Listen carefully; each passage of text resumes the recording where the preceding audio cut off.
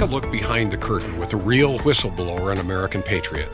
Prepare to embrace the uncomfortable truth because this program has no time for comforting lies. Here is civil liberties enthusiast, Second Amendment defender, and recovering FBI agent Kyle Seraphin.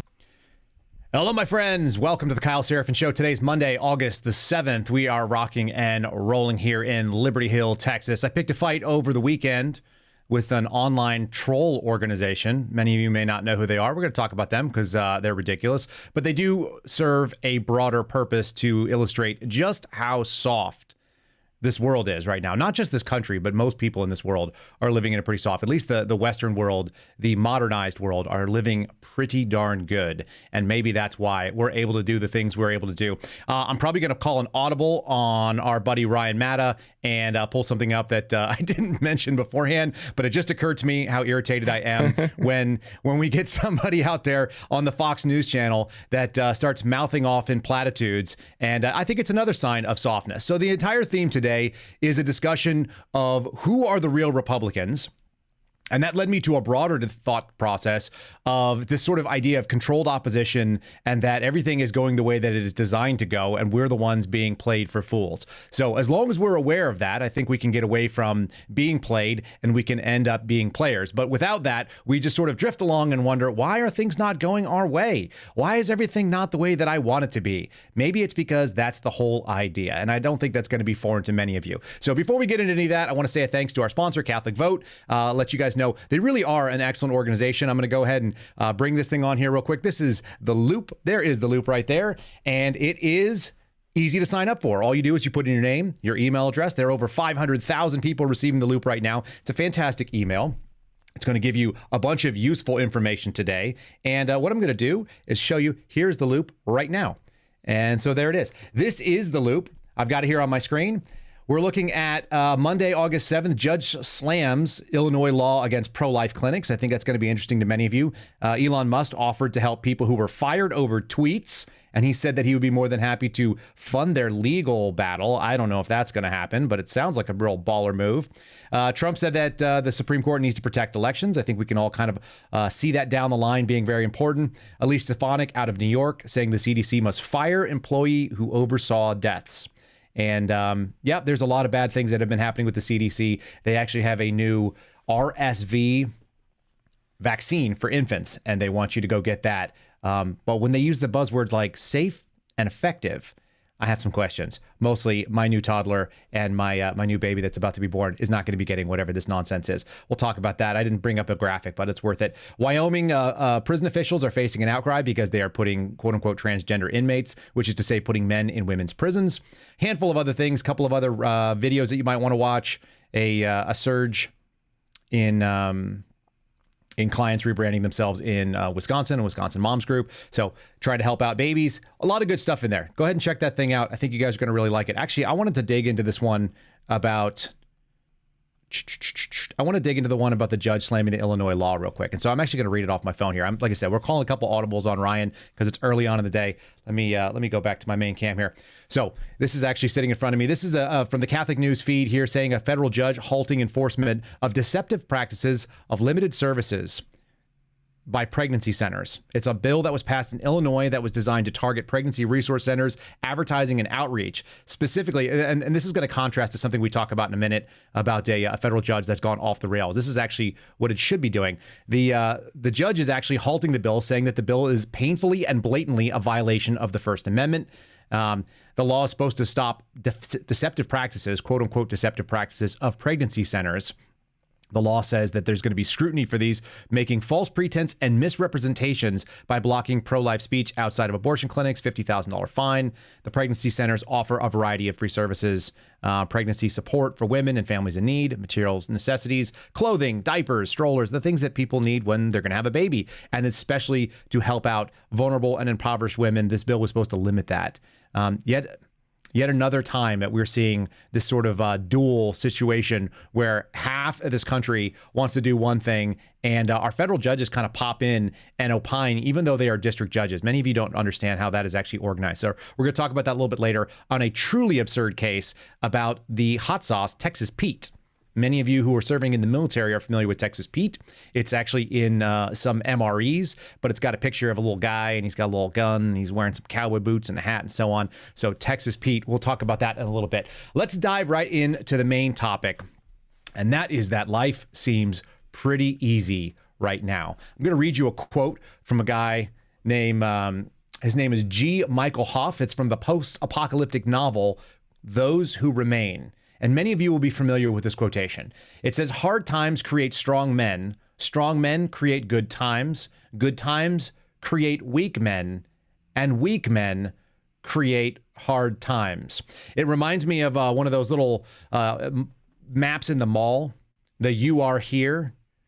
Ryan, where do you think we are in that little analogy of hard times, strong men, and weak times, and good men, and so on? I think we're screwed. I think our generation is in big trouble, man. I don't know about you. We're sitting right now where weak men are actively creating the hard times, and we're about to experience them. I think pretty good and hard. The upside is, as my buddy George Hill said in an earlier podcast, there's always a beautiful morning after a rough night when you have a stormy winter or a cold front come in and roll in and cause some turmoil overnight. Sometimes the scariest nights have the most beautiful mornings afterwards. I do think we're coming to that. But first, we're going to have a little bit of a rough go. If we'll bring up that topic number one about it's just a graph. It's very simple for you all to kind of digest. What I wanted you guys to see is life expectancy 1950 to 2023. And what we see is essentially that the current life expectancy in the United States is about 79 years. And it's a tiny, tiny increase from the year before. But we are living in a time when people can be expected to live on average about 80 years. Now, you can go back 80 years. People who were born in 1950 so that's 75 years or so. We're looking at an average life expectancy back then of quite a bit less. It was actually about 66, 67 years old was the expectation at that time. And so we have had this astronomical growth. It's just this straight line moving in a very nice linear projection, saying that we are going to have an increased life expectancy over these years. Now, if you pull up the next graph there for me, Ryan, we're going to show how that is actually a continuation of a trend going back to the American Civil War. All right. When you look at this, since 1960, when the average life expectancy was, I want you to look at that graph. If you're not watching on Rumble right now, you are missing out on what this thing looks like. The average life expectancy in 1860 was 40 years old, and it dipped to as low as 35 during the Civil War, bumped right back up to 40, and stayed there for a couple of years, and then has basically been on this march towards 80 since about 1880.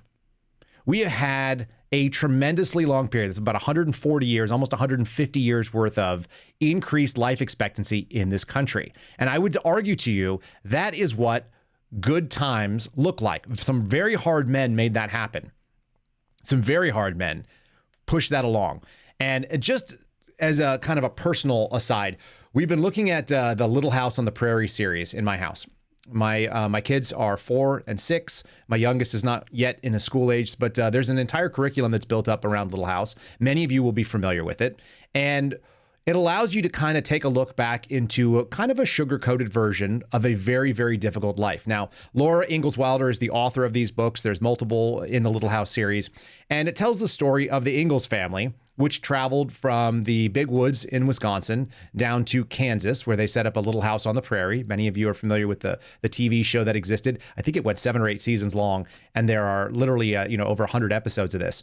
And the story is of a family on the frontier, the American frontier, moving through really difficult times and forging an existence out of extreme and grinding poverty. And I've done a little bit of background on this just to kind of dig into what their story was. And in fact, their story is actually cherry-coated compared to what it really was, which is to say that it was even more aggressive. Many will know that the Little House girls, there were 3 girls there. There was Carrie, there was Mary, and there were Laura. But they actually had a brother who was in between them. And I think his name was Charles Jr., and he actually died. He died in between. So he was the 3rd child. And so the daughter is actually, the youngest is actually the 4th child. Grinding poverty, no money whatsoever, literally just scraping an existence out of the ground, trying to scrape a dusty existence, and told in a pretty merry way. So those of us who saw the movies, we kind of were able to see a story of family, a story of neighbors, of kinship, of a reliance on God, and so on, kind of wholesome American values. But it really does tell the traditional story of how freaking difficult this country used to be and why we didn't have the problems with immigration that we have today. The reason is because nobody was guaranteed success. In fact, most people failed and many people died along the way. I always tell people that, we had unlimited people coming in from Asia, and a lot of them are buried underneath the railroad, which went from sea to shining sea. They were out there giving it a shot and failed, but not for any fault of their own, just because of the backbreaking labor that it took for them to try to carve out an existence. And many of them were buried alongside the railroad that they were building, and they never were able to move forward. That was the American possibility. The dream is that you would be successful, but the reality is that many people were not. And without that safety net, you were guaranteed a shot at the journey, but you were not guaranteed success while you tried to accomplish it. And that's the thing that I think we've forgotten on. That's why it's gotten so gentle. I want to just do a little clip right now. If it's just a shameless plug for going and watching these. It's such an important idea. Not that this shows a historically accurate view of the American frontier, but that it shows you in a little way just how little it takes to survive and how spoiled and good we have it. My kids and I are sitting on a couch that was made in China. We're watching a TV that was made in Korea with internet that's piped into our homes, and they've never known anything different. And honestly, neither have I. I mean, we had smaller TVs, but I lived in a house my whole life. I never lived on the ground. I never lived in a covered wagon, and I never had my parents put every single thing we owned in a small vehicle pulled by some animals and then went 1,000 miles to go set up a home in the middle of nowhere. So we're going to play this little clip. This is clip number 1. It's just what they showed up with and what it looked like for the first. We got about a 90-second clip of Little House. This is from the pilot, which goes back to 1974. Again, an idealized look at this. Ryan, if you want to roll that clip whenever you're ready. We're home.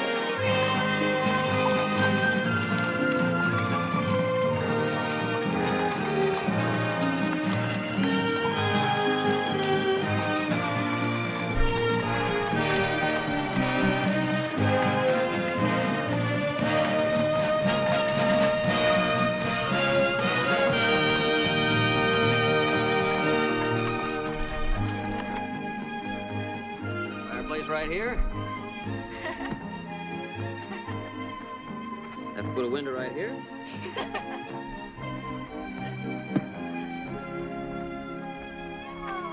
Well, Ingles family, how's it look? All we gotta do now is build it.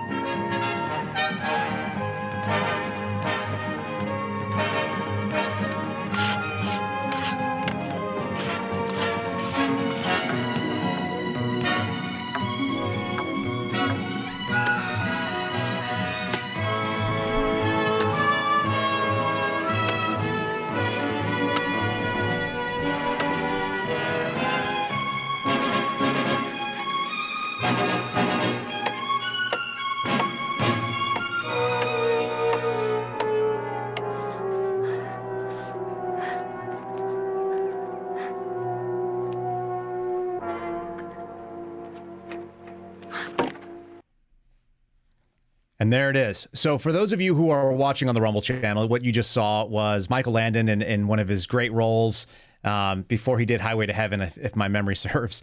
And he's out there building a house, pacing it off on this prairie in the middle of nowhere. There's nothing in sight. There are no other people. It's just his family. Those are the only human beings that are able to see what's going on. And he's pacing off and dropping down rocks. And when he says, here's where the fireplace will be, the family is laughing because he's walking across just green grass and dropping a stone and making the borders of where he's going to build this little tiny house.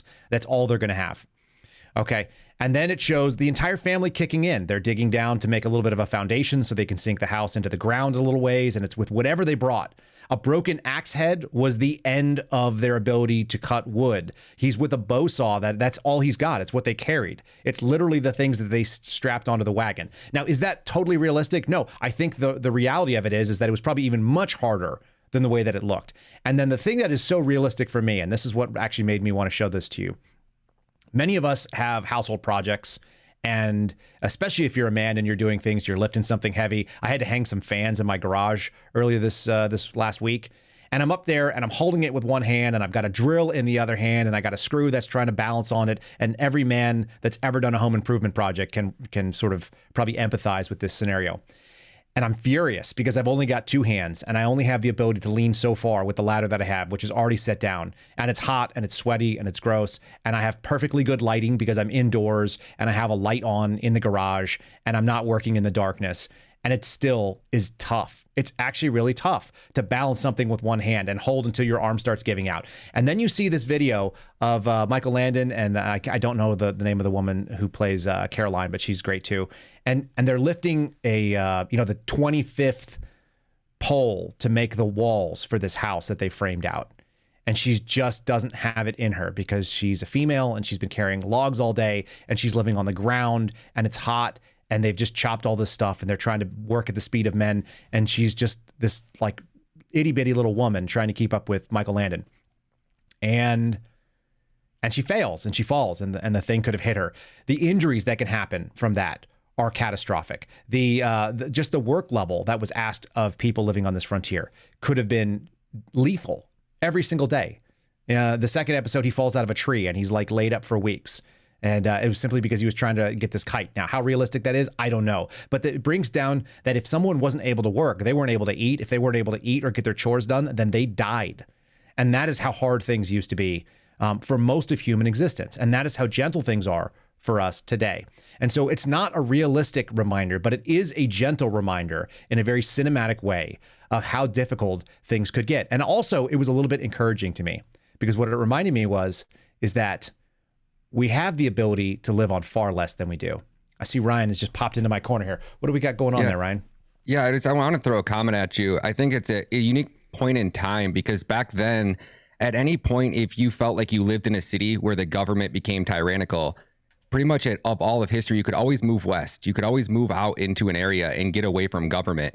But now we're at a time where that's really not an option. You don't really have the opportunity to avoid the United States government anymore by just picking up your family and moving to a new destination. So I just want to throw that out there.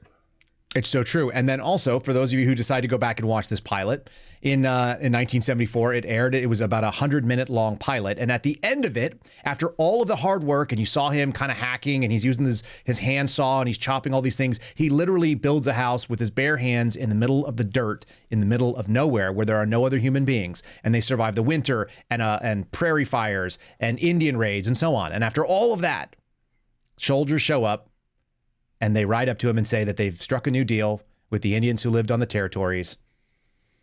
And that's it. They've got to move. And so the next story is called On the Banks of Plum Creek, but they built this house out of nothing and they literally just had to leave it all behind them. After everything he did, he built a fireplace and a mantle and all the things and finally got a roof on the darn thing. And then they were told by the U.S. government they had to move. And so, like Ryan just said, there was always the opportunity to move further along, either further west or further north or deeper into the woods or so on. And that possibility doesn't really exist anymore. The lands that are in this country are now claimed. A lot of them are federal lands and they're claimed as public lands. But there's a big chunk of it that is owned, and they are owned by the smaller and smaller group of people. So the piece of the pie that we can all share is a little bit smaller. It's just worth knowing. There were times when we lived with far, far less. I think that's a little bit of a hopeful thing, even though there was some grinding poverty that was involved. And if possible, I think we actually have topic number, 4, maybe it was. Topic number 4 is actually the so-called true story behind the Little House on the Prairie. And this is just meaningful to me at the moment. If you pop that thing up there, Ryan, most people who have seen this know that that's the family right there. So they're on the that's on the banks of Plum Creek. That's where most of the Little House series was shot. It's actually one of the later books, and then they just kind of fictionalized a bunch of stuff. But there's ongoing stories about how difficult it was. The fact that the father of the Ingalls family would walk away. His name was Charles. He would walk away from the dinner table to make sure that the kids had enough to eat. As again, they had 4 children, one of whom died at 8 months old. And a lot of those stories are very sugar-coated reality. They're a little bit nicer than what goes on. They had a daughter that ended up being blinded. People said it was because of scarlet fever, but it necessarily could have been something else. There's a lot of different childhood diseases. And so just how much gentler we have it, I don't know. It seems like a thing that we should be really aware of. And then also really worth noting, in my opinion, was that this author, this famous American author who did one of the great works of American fiction, or of nonfiction that's sort of autobiographical, was removed from the canon of the Association for Library Services to Children in 2018 because they didn't like the depictions of Black people and Native Americans. Which, imagine living out on the prairie in the middle of nowhere where it's just you and there's a tribe of people that have been there and you've been told you can go out there. You have no experience with any of these kind of things. And then suddenly, you just have a group of people. The scariest thing about the Indian threat at that time was a lack of language to be able to communicate. It wasn't like it was people that were, rival gangs and they could have this conversation, that there was any way to even negotiate. It was hand signals. And we just sort of take that for granted with a society that has Google Translate and has people that we can call up on the phone and get translational services. This was totally foreign. Those of you who've read Ender's Game know that actually was the category of the threat, the alien threat that you had to fight, because you couldn't negotiate. You could never know what their intentions were if you lacked common language, if you lacked the ability to interpret the symbols coming at you or the verbal cues coming at you, what their intention was. And so the intention had to be assumed to be hostile in order to survive. And it led to, obviously, a lot of human strife. Anyway, just an interesting thing to reflect on when we look at these people that are voting against us right now. And historically, as Ryan said, the federal government has always sort of been something that has threatened people and made them move on, and now there is no escaping it. And we're going to talk about the so-called RINOs right now. So with a deep breath, I want to tell you this. We have this concept. The people on the political right call them RINOs, and it stands for Republicans in name only, because we have this concept, this platonic idea of what a Republican is. And as a non-Republican, as an independent who generally votes Republican, I can kind of see both sides of this thing. The idea is that there's some real Republican, a real conservative who votes really conservatively and has real principles that many of you may have. And that person is the real version of the Republican Party. And then we have all these people that sell them out. And the sellouts are called RINOs. But the question is this.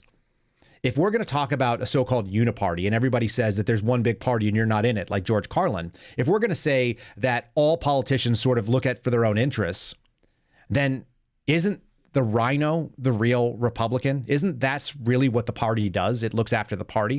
And we're going to do some examples here.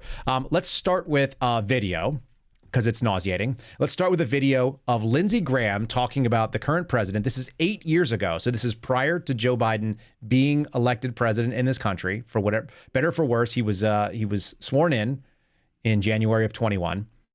And this is a guy that is theoretically a Republican, a longtime senator from South Carolina, talking about how much he loves the man that is now in the office. And if you haven't seen this, might open your eyes a little bit. All right, let's roll that clip number 2. Is if you can't admire Joe Biden as a person, then it's probably you need to do some self-evaluation, because what's not to like? Here's what I can tell you, that life can change just like that. Don't take it for granted. Don't take relationships for granted. I called him after Bo died, and he basically said, well, Bo was my soul. We've talked for a long time. He came to my ceremony and said some of the most incredibly heartfelt things that anybody could ever say to me. And he's the nicest person I think I've ever met in politics. Is that right? He is as good a man as God ever created. And we don't agree on much. But I think he's been dealt a really gut blow. I think he focuses on what he's got to do, not what he lost. His heart's been ripped out, but he's going to make sure that the other members of his family is well taken care of. And he started talking about his grandkids. More worried about them than anything. We just talked about the future. Yeah. He started talking about the future of his family. Now, I let that run a little bit longer than I normally would because he talked about the future and the future of his family. Now, this is 8 years ago prior to some of these things coming out. But if you think that people in Washington didn't know what Joe Biden was up to, I would be very surprised. I don't think that this is the first time that they've heard about any of the corruption allegations. That's just not how it works when you work back to back with someone day in and day out. And so here we have Lindsey Graham. His tears in his eyes. If you're not watching on the Rumble channel, you missed out. The tearful version of his rendition of how he's just a great man, one of the greatest people that God's ever created. A person that doesn't seem to have any actual skills, that hasn't had a job of any substance since 28, 29 years old, who was sworn in at his dying wife's bed at his request for the photo opportunity in black and white with his little girls next to him. A shameless self-promoter, a liar, a person who has been involved in plagiarism since the very beginning of his time in office, which has been basically his entire life. The man is 80 years old, and he was in office before he hit 30. And that's one of the best people that Lindsey Graham knows. Now, this is a political rival. This is somebody on the other side of the coin. This is somebody who theoretically has the exact opposite ideas about what America looks like, certainly in the last 8 to 10 years, because we've seen the Democrat Party essentially say it is the party that hates America. It doesn't like our flag. It doesn't like our values. It doesn't like our common causes. It doesn't understand that that human beings have innate dignity. It doesn't understand the value of God in society. It doesn't understand any of these things. And apparently has divorced itself, is running in the opposite direction in favor of pro-abortionist type arguments, anti-religious arguments, and basically substituting their own religion in. And Joe Biden is the head of that party. So that's weird. That's a weird thing to look at. What I'd like to do, if we could pull up the graphic, Ryan, that shows the voting percentage of some of those senators that we were looking at. And I think, I'm not sure what topic number it was under, but what we see is you guys can always go to Heritage Action, which is an outstanding group. The Heritage Action for America will give you sort of a breakdown of how your particular representative or representatives you're interested in finding out about vote when it comes to so-called conservative topics. And they're pretty down the middle when it comes down to what you'd expect a conservative to actually be. I think they have this thing listed. Well, we could just bring up topic number 5, which will show Mitch McConnell. Let's just start with Mitch McConnell, a guy that we can all kind of agree with. He's in charge. He's the leader of the Senate, and he's been a significant figure in Republican politics for a long time. What you're seeing on the screen right now is his voting record in accordance with what you would expect a conservative to be.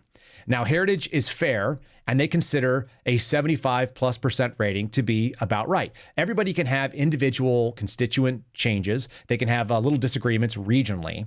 But what you'd expect is that about 3/4 of the time, Vivek actually said this, if you agree with me 3/4 of the time, then we're basically on the same team. If 3 out of 4 votes go in the order that you would expect, and that's the lifetime average of Republican senators, 78%.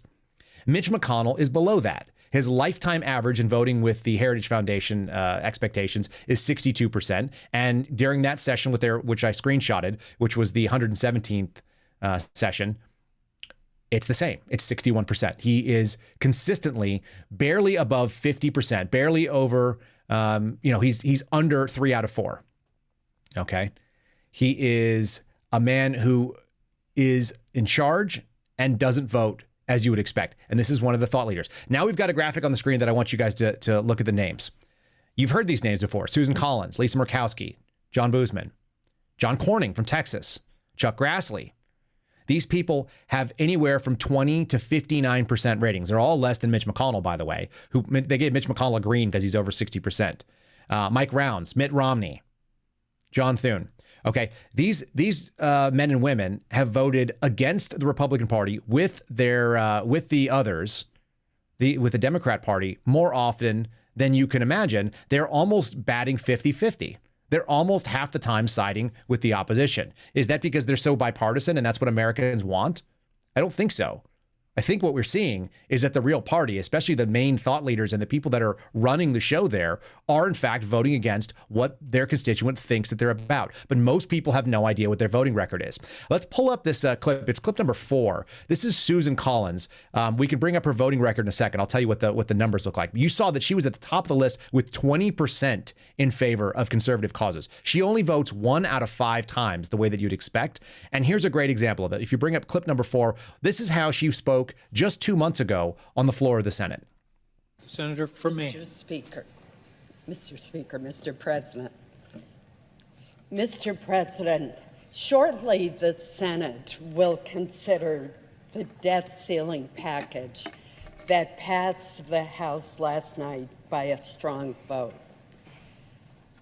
I commend the Speaker for his hard work and his negotiations to prevent what would be a disastrous default with catastrophic consequences for our economy, for people who rely on important government programs, for America's standing in the world. Nevertheless, Mr. President, there are two issues in this package that are very problematic. First, as you have heard from my colleagues, is the completely inadequate top-line number for our national defense. Second is a harmful provision that would go into effect if any one of the 12 appropriations bills has not been signed into law. It would trigger an automatic MEDAX indiscriminate across-the-board cut in our already inadequate defense budget and in the domestic discretionary non-defense funding. All right, that's good enough on there. That's as much as we can listen to her. We did a show the other day that was called Geriocracy. She's 70 years old, for what it's worth. That is right at the level of when people probably should not be sitting in those offices. Like I said, that's about 2 months old at this point. And what I want to do is do a quick read. Here's what happened. The vote was 63 to 36 on the debt ceiling suspension agreement, which was passed by the House. And it says that the long-standing policy position was consistently called for dollar cuts. This is the generally conservative position held by Heritage Action for America. The bill doesn't do what it should do. The bill suspends the debt ceiling until 2025, kicks the can down the road, and enables President Biden and a divided Congress to generate an estimated $4 trillion in new federal debt. And Susan Collins, who was just speaking against it, and you just heard her do it, she's a yes vote. She's on the 63 side. And in fact, a huge chunk of the Republicans, right? They have about a 50-50 split. And you saw 36 voted no on that. Everybody else caved. And that's why that she has a lifetime score of 25%, but a session score most recently of 20%. 1 in 5 of her votes are basically along lines with the conservatives. And the people of Maine keep voting her in as though she's a conservative. Let's move on to yet another. How about Lisa Murkowski? You've probably heard that name. She's in Alaska. Project Veritas did an interesting expose finding out that, in fact, she was using ranked choice voting, which a lot of libertarians are very upset about the concept of it, had been using that in order that they can skirt the unpopularity of the candidate and basically say that somebody who votes most of the time with the Democrat Party, who's a functional Democrat but has a Republican name, is going to grab a couple of Republican votes and a bunch of Democrat votes in these ranked choices, and therefore is going to be the senator from Alaska, which you would think is a very conservative state. And by all accounts, it should be. And yet, this is the woman who is out there holding office, one of the two most powerful offices of Senate from Alaska. If you'll play clip number 3, Ryan, we're going to see a little bit from her campaign video. I want you to look at the topics that she brings up. And you can roll it whenever. But here in Alaska, we have strong, steady, principled leadership. A one-of-a-kind senator who understands our needs. A lifelong Alaskan, Lisa Murkowski has earned the respect of her colleagues in both parties. As a senior member of the Senate Appropriations Committee, Lisa fights hard every day for Alaska, cutting through the partisan gridlock and dysfunction in Washington to get results for us. Strengthening our fisheries and protecting our oceans. Investing in renewables to combat climate change, while expanding energy production to create good jobs. Saving our tourism industry during COVID, and securing funding for Alaska's critical infrastructure. Providing our veterans with better health care. Advocating for survivors of domestic violence and sexual assault. And always defending Alaska Native languages and traditional values. Lisa Murkowski puts Alaska first. So she puts Alaska first, apparently, by worrying about climate change, by making sure that the Native Americans have money to keep their languages up, right? she's got a bunch of buzzwords and topics that basically reach across the aisle to things that are pet projects of the left. She wants to spend money on infrastructure, which was a Biden initiative. She wants to spend a bunch of big federal dollars on things. And maybe that helps out her state. And maybe that's what people in her state want. But generally speaking, that's not a very conservative position. I'm going to read a couple of the things. First of all, she voted as a yes to confirm Ketanji Brown Jackson, who was not able to articulate what a woman is during her confirmation. She was a yes vote on the $1.5 trillion omnibus and supplemental package. Again, not a conservative position, right?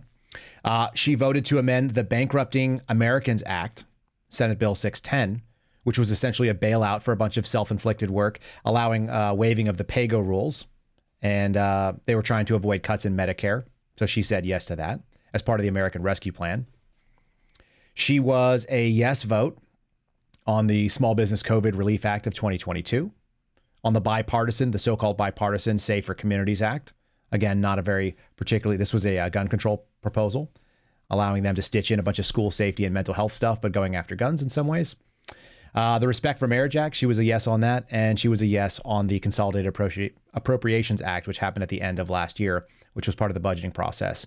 And yet another failure. It's all about money, and it's all about money still flowing. And so you won't be surprised to learn that Lisa Murkowski has a lifetime voting with Republican score of about 36%, and she's been about 32% up to this point. Again, the average Senate Republican is a 78. That's a 3 out of 4, and she's like 1 out of 3. Okay? And so Lisa Murkowski, who probably would not actually be able to hold office without the ranked choice voting, is in fact a strong, safe candidate right now, and she's in for another, 6 years as of last cycle. So this is what continues to happen, and she seems to be not the exception. She seems to be the rule. I think that's what we do. We just put these people in office that don't want to go anywhere. And the consequences of that are pretty stark and pretty staggering. And it comes down to things like putting in judges and approving judges that are utterly ridiculous. So I'm going to pivot away from these sort of RINOs. I'm going to talk about something else. I want to talk about Texas Pete because it's a little bit more lighthearted, and then we'll talk about NAFOs, which are ridiculous too. Texas Pete, if you'll bring up topic number 7, Ryan, this is a story that is pretty bizarre on every level, but this is kind of how you end up in the world where we have a judge siding with a man who sued a company in North Carolina called Texas Pete. Now you can see it on the screen right now if you're watching our channel. This is the classic original hot sauce, Texas Pete. It's a Louisiana style hot sauce. And the judge said that customers could believe in error, erroneously. They could believe that these products originated in Texas because it has a picture of a cowboy and a lasso and there's a star on it.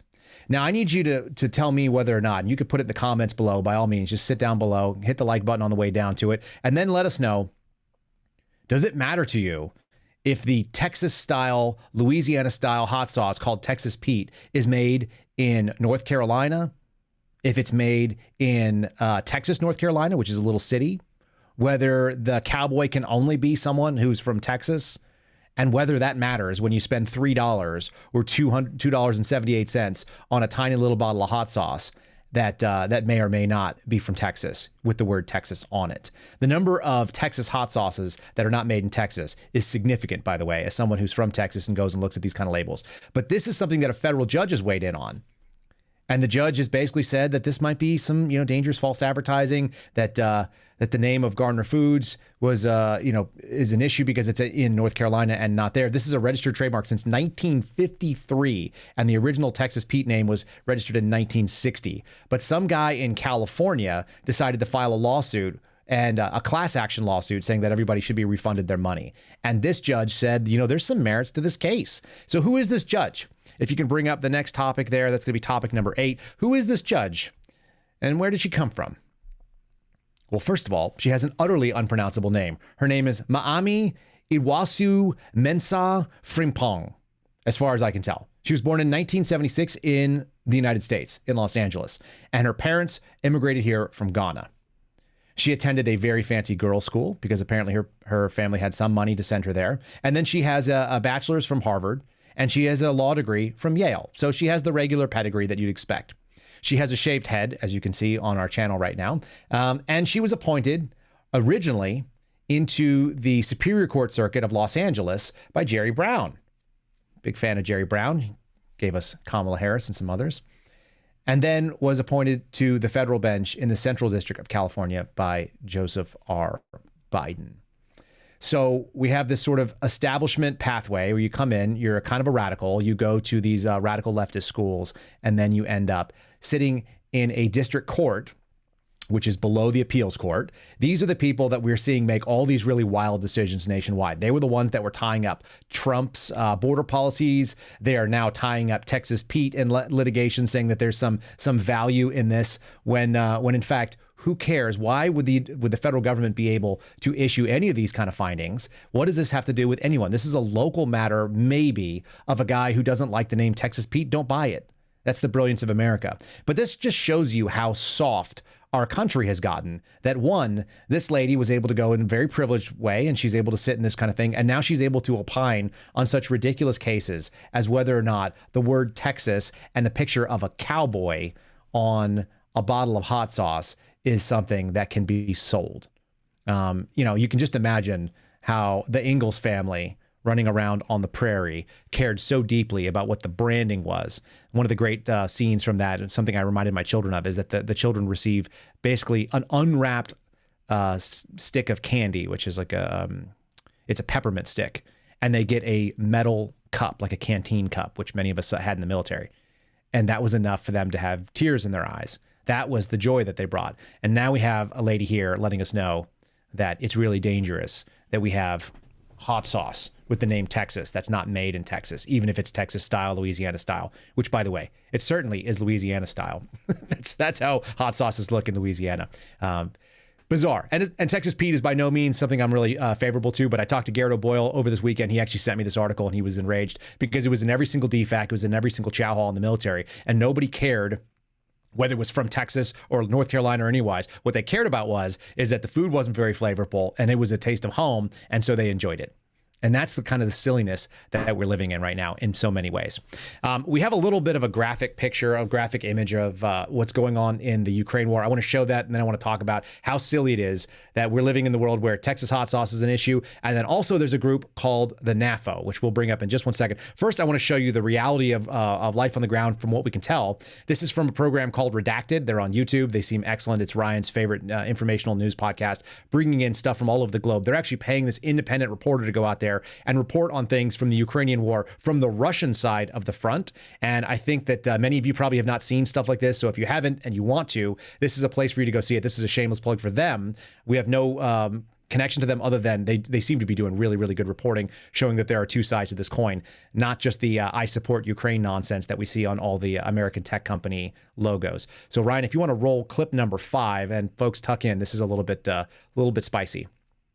But this is the area right now where Russian forces are fighting the fiercest battle against Ukrainian positions, and the bombing has been fierce and absolutely devastating. Patrick Lancaster, independent journalist, filed this report from the front lines of Donetsk. It is absolutely horrifying what is happening right there. Watch, please.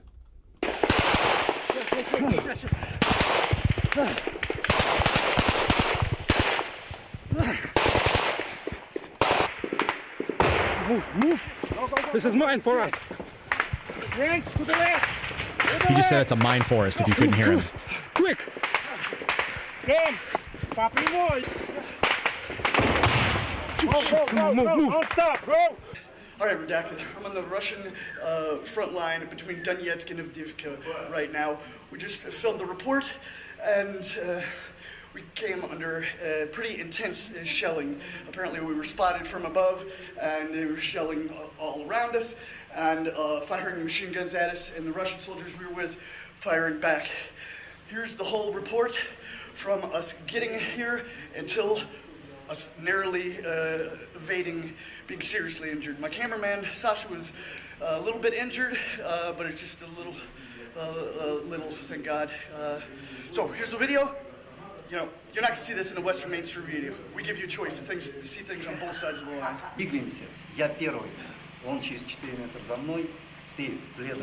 If you're just watching, what he says is that we'll move as follows. I go, he goes 4 meters. They're setting up their ability to run across to another area right now.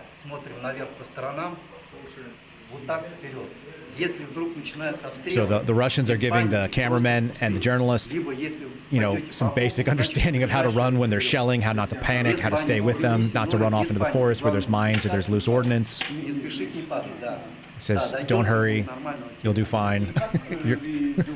He seems very calm. This journalist, as you could tell by his voice, is pretty shaken. Yeah,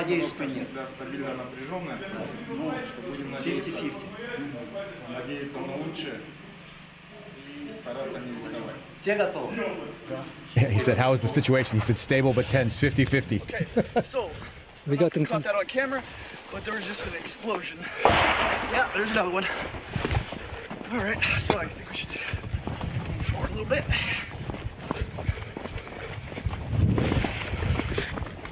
They're running through the woods right now. I'm showing you guys this because I don't think you're seeing this anywhere else if you're not watching this kind of stuff. You can hear small arms fire indirect right now, and the guys are just carrying their weapons. They're going down into another bunker.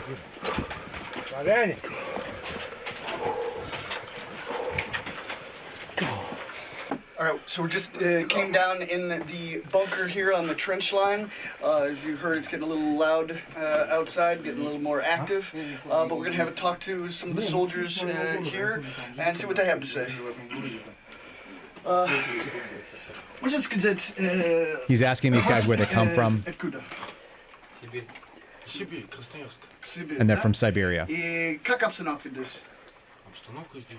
Ну, сами видите, жарковато бывает, бывает нормально. Так уже привыкли, уже по кайфу. Да? Стабильно напряженно. Да, стабильно They напряженно. keep describing the situation as stable but tense. И вас мобилизация или контракт или как? Мобилизация. Мобилизация, да? And these guys were conscripted. They were mobilized.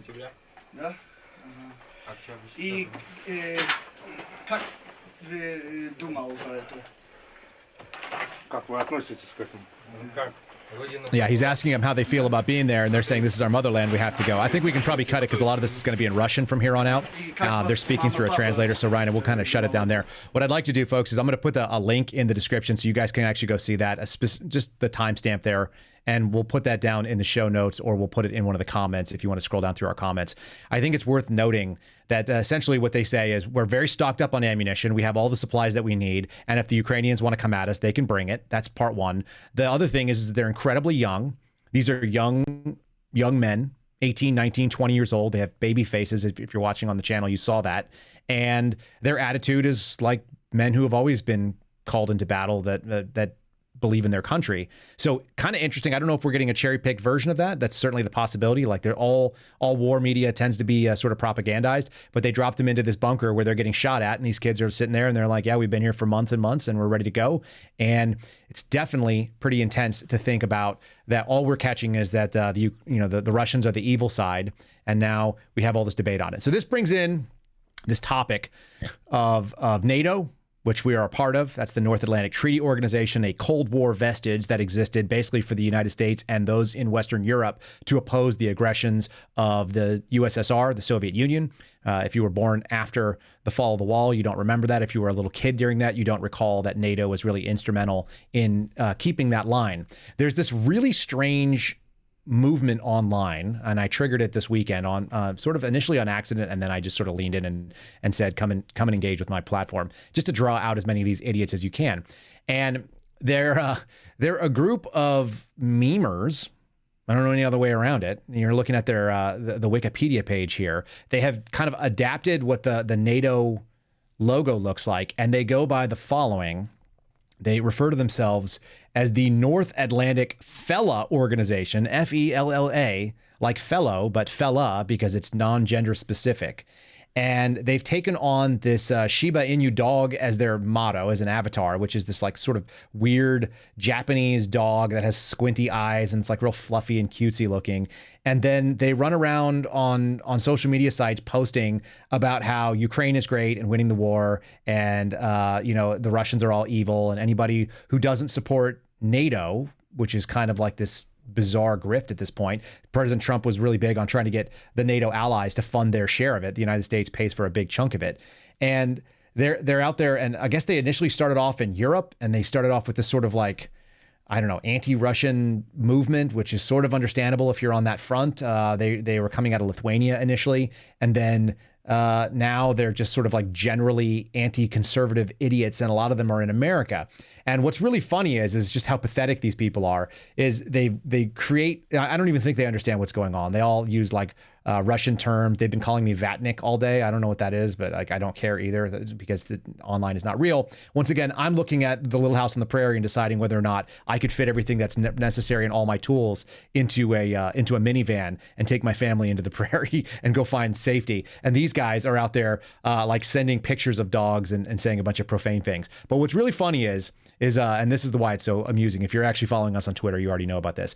It says, like the real NATO, the NAFO, the North Atlantic Fella Organization, has an Article 5 duty of assistance. So Article 5 is the part of the treaty for NATO that says that if one NATO country is attacked, then the other NATO countries must jump in. That's the nature of what the treaty is. It's a non-aggression pact that basically keeps the Russians at bay. And it says that if you attack Lithuania or Poland or if you attack France, then the United States will jump in. You got to deal with a much bigger animal. This is kind of the way that treaties were. This is how we ended up with World War I and World War II.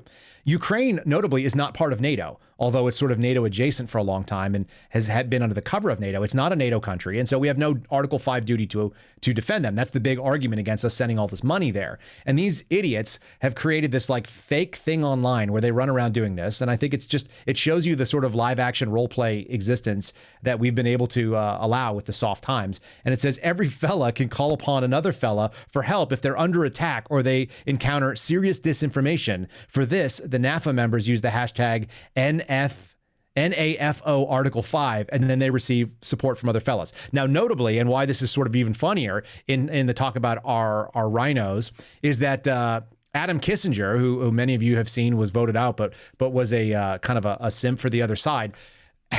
Kissinger was 100% in this category and actually has some tweets that have been deleted since then, asking for these fellas to come to his aid online and counter the disinformation. So we're just in such a bizarre, soft and gentle world. And it just lets you know that the next swing is going to be hard times creating harder men, I suppose. And if that's not a symbol of the times, then I'll just show you that people are becoming more and more aware. They are starting to wake up and they are sick of these things. Adam getting voted out is one. And many of us saw this guy, Mitch McConnell, who was at the top of the chain. He, like I said, we talked about him being a voter 60% of the time. He's with the Republicans, but 40% of the time he's basically voting on his own and he's voting with the Democrats. He's taken on the hashtag Glitch McConnell because he failed to speak. He had either a cerebral vascular event while he was talking the other day or whatever. But people are starting to realize, because of this geriocracy, because of the fact that people are sick of watching their representatives not vote the way they're asking them to. I think people are more and more aware of it. And here's a great example of it. Ryan, if you'll cue up video number 8, what we're going to see here is this is what happens when your hometown crowd of a guy who's been voted over and over and again into the Senate suddenly stays too long and people become too aware of his situation. You can roll that video.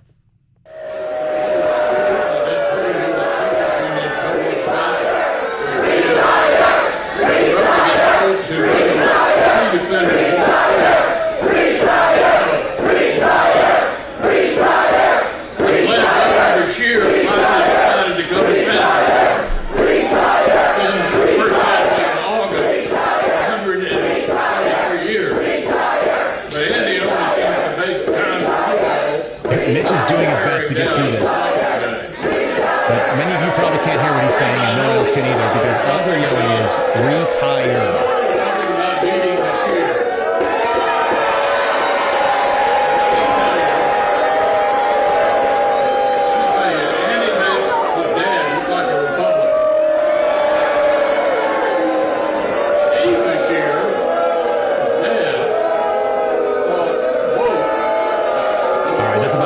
This goes on, and this man basically faced a very hostile hometown crowd. And as you can also tell, and this is the thing that I think is the biggest takeaway, he has no idea how to deal with it.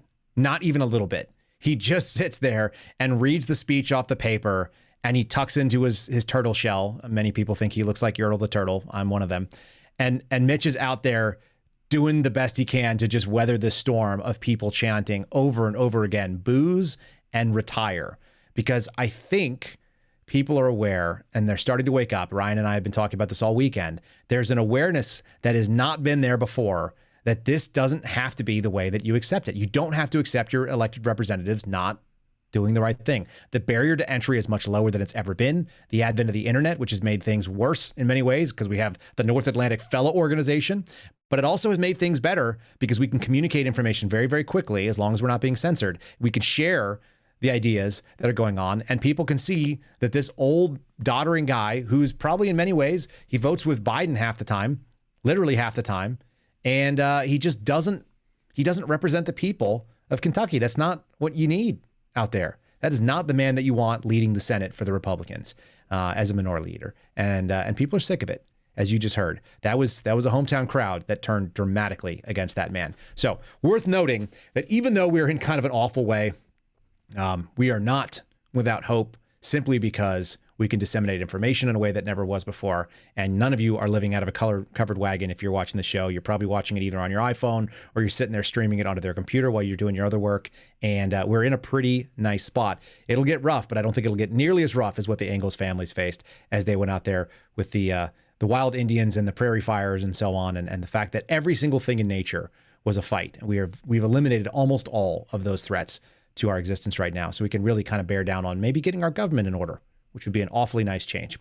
I think that is about it for our show today. We're just going to let you know that you've been listening to this Kyle Seraphin Show stream live from Liberty Hill, Texas. One of the fellas online called me out and said, "Shut up, you're in Liberty Hill." It's like, yes, I am.